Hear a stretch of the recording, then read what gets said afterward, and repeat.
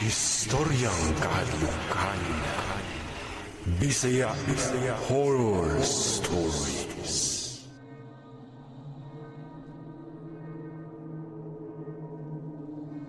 Maayong adlaw kaninyong tanan nga nagsubay sa istoryang kahadlukan. Ako day si Lito. Ug ako ay paambit sa inyo ang storya kabahin sa akong lulo. Basta ting abot na gali ang buwan sa Disyembre sa amoang probinsya, ug kung madunggan sad gani ang mga sipa sa mga pabuto, di mailhan yun nga nagpang-abot na ang Kapaskuhan ug bagong tuig. Karon, klase-klase na lang nga mga pabuto ang nanggawas ug makita. Pero lahira gyud ug adto sa probinsya, kay basta saba o kusog na gani nga buto, dili gyud pauwahi ang lantaka. Si Lolo Abel nako mao gyud ang usa sa mga muhimo dayon ug lantaka sa amoa. Gusto mo gud siya nga bibo og saba kaayo basta mag New Year na. Sa mga wala kaila, ang lantaka hinimo na sa gahi nga parte sa kawayan ug butangan kini og kemikal dayon duslitan kini og kalayo. Sipa og lanog gyud ang mga buhat ni Lolo Abel ug di gyud sa panghambog na ay mo-order kaniya maskin idaran na siya kay lagi gusto pod nga mopalit sa binuhat nga lantaka ni Lolo. Ilado na gyud ang ako ang Lolo nga manghimuay og lantaka sa amoa ug ako pod usa pod sa ihang mga ipangtudloan. Year 2003 kadto, dihang naibati nga nahitabo sa ako ang Lolo Abel. Bulan to sa Setyembre nga nagkasakit siya. Na-stroke dahil si Lolo nako. Ug sa wala damha, hinay-hinay nga naluya siya sa iyang sakit. Ug kalit kaayo ang pagkawala po dayon niya. Hilak kaayo ko atong panahon na. Kay lagi, di na mi kumpleto sa umaabot nga Pasko puhon. Permi na kumahinumduman si Lolo Abel sa ihang mga buhaton basta magsing abot na ang Pasko. Di jud ko malimot sa mga adlaw nga gitudluan ko niya og buhat og lantaka. Maguol ko nga magtan-aw sa iyang pwesto kung asa siya mag-standby. Naman siya payag nga gamay ug naa didto ang mga gamit nga nahabilin. Di jud kalikayan nga makahila ko basta makita ko sa iyang payag. Usa ka adlaw ni ana, nakamata ko na ilanog kaayo nga buto sa lantaka. Ako ang nadunggan. Napugwat ko sa ako ang pagkatulog ug nangutana pa ko sa ako ang nanay kung unsay tong kusog kaayo nga buto nga akong nadunggan. Apan miingon si nanay nako na, "Pasagad ka man lang Lito, mo may ni buto nga kusog, basing gidamgo ra ka." Nahibong ko, nakakusog ato, unya wala gyud sila kadungog. Paminaw nako, tingog man gyud to sa lantaka ang kawayan. Imposible kaayo nga basta padong na November, si Lolo Abel man ako ang nahibaw-an nga magbuhat og lantaka. Ug dayon, magpabuto diri ra pud sa amo ang napit. Dali-dali kong nigawas ug gitan-aw nako ang payag ni Lolo ug dako na kong kahibulong nganong naa sa kilid sa may bungbong ang iyang binuhat nga lantaka. Mao kadto ang iyang lantaka pag niaging tuig ug nagsandig ra kini pabarog. Milingi ko kang nanay ug miingon nga, "Nay, naalag yang lantaka ni Lolo sa may bungbong sa iyang payag.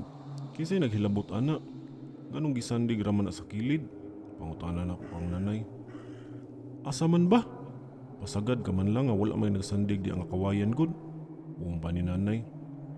Paglingi na ako og balik, nakuratan kong nahibong nga wala naman didto ang lantaka ni Lolo nga nagsandig pa lang ganito pagtan-aw nako ganiha.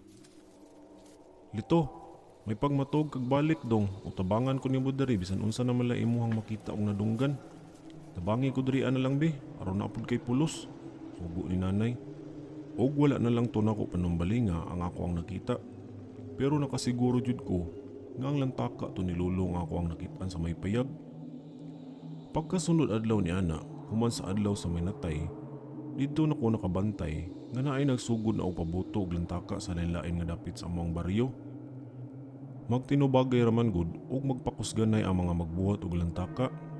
Nakaanak usa ko kaugalingon nga kung buhi pa lang si Lolo, sigurado jud ko nga maapil gyud to sa tinubagoy o pakusgan nagtingog sa mga lantaka.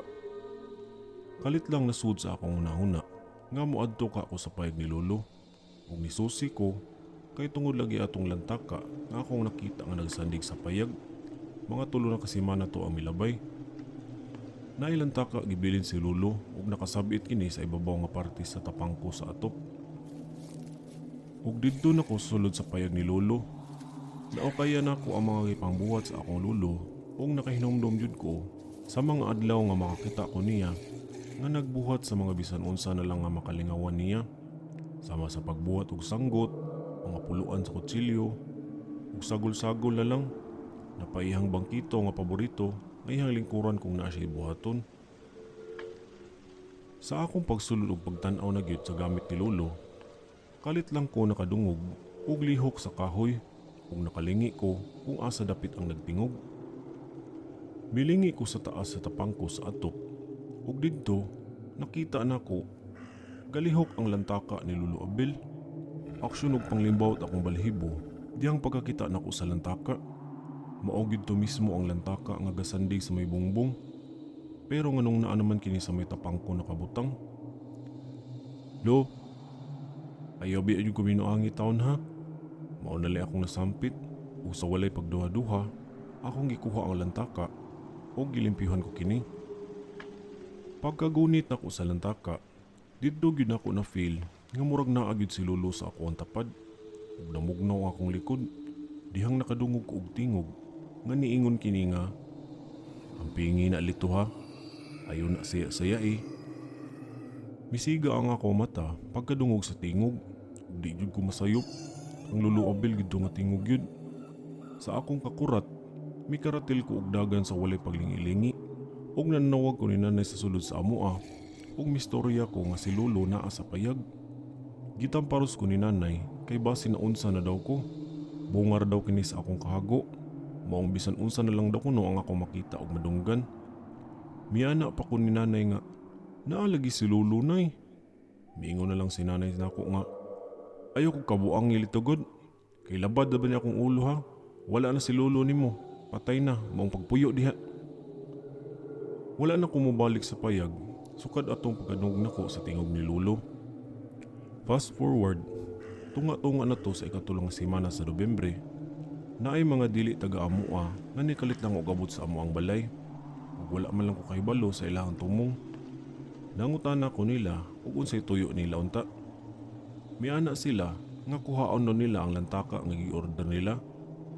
Miikag akong dunggan kay lagi nganong nag-order sila og lantaka nga dugay namang patay ang ako ang Lolo. Migawas si nanay sa amoa ug miingon siya nga sila to ang mopalit sa lantaka ni Lolo Abel daw. Wa na may gamit tong lantaka nga iyang gibutang sa payag, maong iya na daw kuno lang kining gibaligya. Misiga akong mata kung nakahinumdum ko sa giingon ni Lolo nga ampingan ang lantaka na naa sa may payag.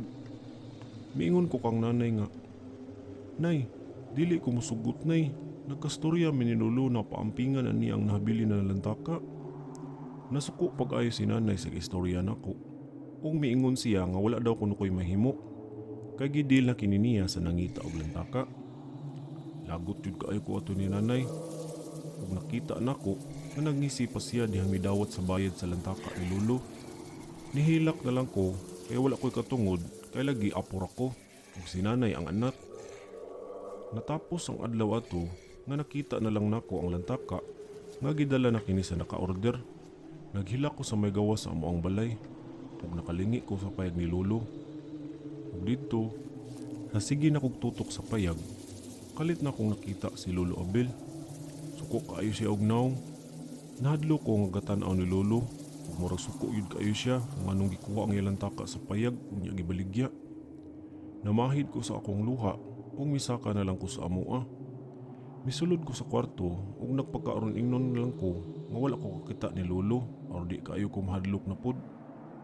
Pagkaugma niya na, napugwat ko sa ako ang pagmata, dihang nakadungog ko og syagit nga tingog. Syagit nga murag giunsa. Syagit kadto ni nanay sa iyang kwarto. Og dali-dali ko nga nibangon ug giduol na ko siya. Nahibong ko sa giingon ni nanay nga naghigda, pero nakapiyong pa siya. "O lagi pa, ipakuha na to nako ang lantaka. Ayon na kog padungga og mga buto-buto sa lantaka pa." Giuyog na ko si nanay ug kalit lang naulian siya sa iyang panimuot. ug nangutan ako sa iyaha ug naunsa siya. Nagdamgo daw si nanay nga suko kayo si lolo niya. Tungod yun kini sa lantaka nga iyang gibaligya. Dapat ipakuha daw to ug dapat mauli sa amoa. Miingon ko kang nanay nga, giingnan na bitaw ti ka ana, wala masad pug ka maminaw nako.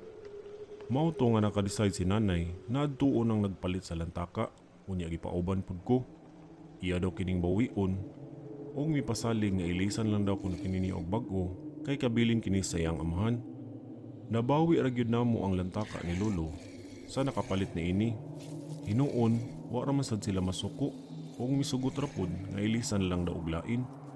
Sakto nga sa wala pa sa namatay akong lolo, gitudluan ko niya ang saon pagbuhat sa lantaka ato ug mibuhat gyudan ko og bag-o para ipa-deliver sa katong nakapalit pagkasunod adlaw na ni ana.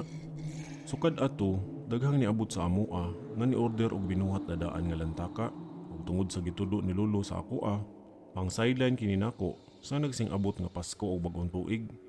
Tungod sa kasipa sa lantaka ni lolo, nailhan na hinuon mi ato. Basta pa dong Disyembre, naagi mo order sa amoa nga mga lantaka ug dako gyud kaayo na kong kalipay nga nabalik ra ang lantaka nga kabili ni lolo. Paminaw nako, murag maukod to ang nagdalag swerte namo basta mosulod ang tuig. Kay nakanegosyo po ko sa among farm nga manukan ug matag pa dong Disyembre, naagi mo order sa lantaka nga moari sa amoa kay magpabuhat sila. Ug diri na lang kutob ang akong istorya ug daghang salamat istoryang kahadlukan sa pagbasa ug pag-share. Unta, daghan pa mog story nga ma-upload sa iyang YouTube ug Facebook. More power and God bless sa umaabot nga 2024 na tuig. Daghang salamat ug maayong adlaw.